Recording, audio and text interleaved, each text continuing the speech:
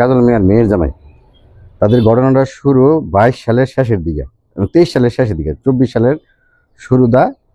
তারা পুরাপুরি এখানে 11টা সালিশ হয়েছে এবং 11টা সালিশের ডকুমেন্ট আছে।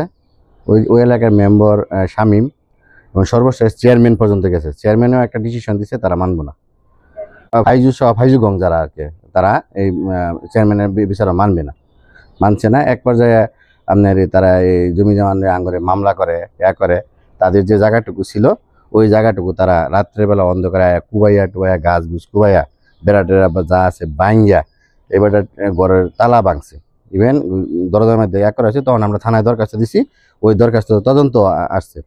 তো এটা মিল মিশনের মধ্যে পরে এক পর্যায়ে এসে এই অবস্থা রানিং চলা অবস্থায় হঠাৎ করে একদিন ডিবির থেকে লোক আসছে। আইসারাই তখন ধরে যে আমরা একটু ভয় পেয়েছি, ডিবি এই সেই কি না কি হইলো। এক পর্যায়ে ডিবি বলতেছে যে একটা তারিখ দিছে, সম্ভবত 14 তারিখ ছিল, যে আপনারা অফিসে আসেন। গেছি, আগে আমাদেরকে সাইন নিয়েছে। এখানে যা বলি তা মানতে হবে। আচ্ছা, নিরুপায় গ্যাপ পড়ছে আরেক বিপদ। পরে মানছি। এক পর্যায়ে তারা তাগর মতো করে কাগজ উপস্থাপন করে একটা সিদ্ধান্ত আসছে যে ওইখান থেকে যা জমি আছে সব তারা নিয়ে নিব, আমাদেরকে 9% জায়গা দিব। তাই আমরা এক পর্যায়ে না করলেও মেনে নিছি। আছে ওকে, আমরা সাইন করছি, মেনে নিছি। পরে সে বাসায় সাহেরা সে সব জায়গা তার জায়গাখানি সে আপনারা যা দেখলে বুঝবেন তার জায়গাটুকু সে সুন্দর করে বাউন্ডারি করে নিয়ে গেছে। তার জায়গাটা আপনি দেখলে বুঝবেন যে আপনার চোখে বলা যাবে জায়গাতে কীভাবে নিছে।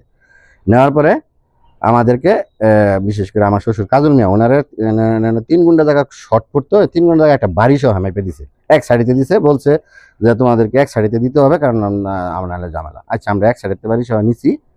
এর আগে আমরা জায়গা কিন্তু ফ্যাক্টরি বিক্রি করে ফেলেছি। এই ফ্যাক্টরির জায়গা বাড়ি বুঝায় বুঝেছে, বুঝতে পারছেন।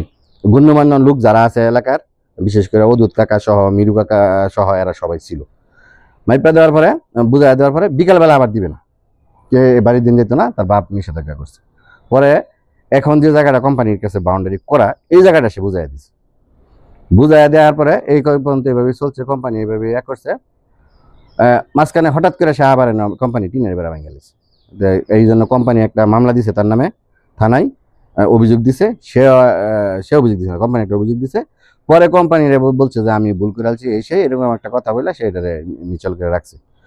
5 তারিখের পরে প্রেক্ষাপট চেঞ্জ হওয়ার পরে, যেহেতু সে বিএমপি করে, বিএমপির যুগ্ম হয় আপনার জেলার একটা ফাইজুমিয়া, পরে সে তার তো পুরা চেঞ্জ হয়ে গেছে। পরে সে লুক টুক আইনা এরা এখানে করবো, গড় করার প্রস্তুতি নিছে।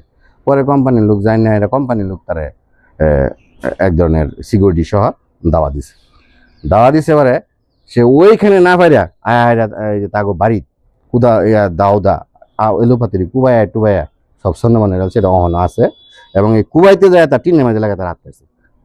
তারা তো জ্বরে একজন ঘরের ভিতরে তালা দিছে। আর তাদেরকে দেখলে আপনারা বুঝবেন যে তারা মারামারিতে কতটুকু পারদর্শী হইব। এই হলো আমার বক্তৃতা। এবং ওই অবস্থায় তার হাতে অস্ত্র ছিল, ছবি আছে।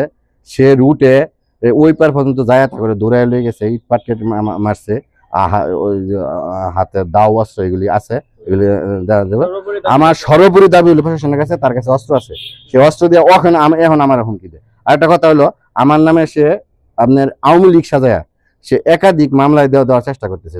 প্রশাসন এগুলো তদন্ত করে আমার যে মামলা এফআইআর করে নাই, আমার বলতেছে 8 লক্ষ টাকা না দিলে সে আরো মামলা দিব। রিসেন্টলি একটা মামলার সাজায়া ফেসবুকে সে লড়াইতেছে। এগুলি হলো তার কাজ। আমার একটা দাবি, অস্ত্রটা উদ্ধার করতে হবে, আর না হলে যে কোনো সময় ওদেরকে যা হালাই দিব, সে বলে আমি হালাই দিব। এটাই হলো আমার।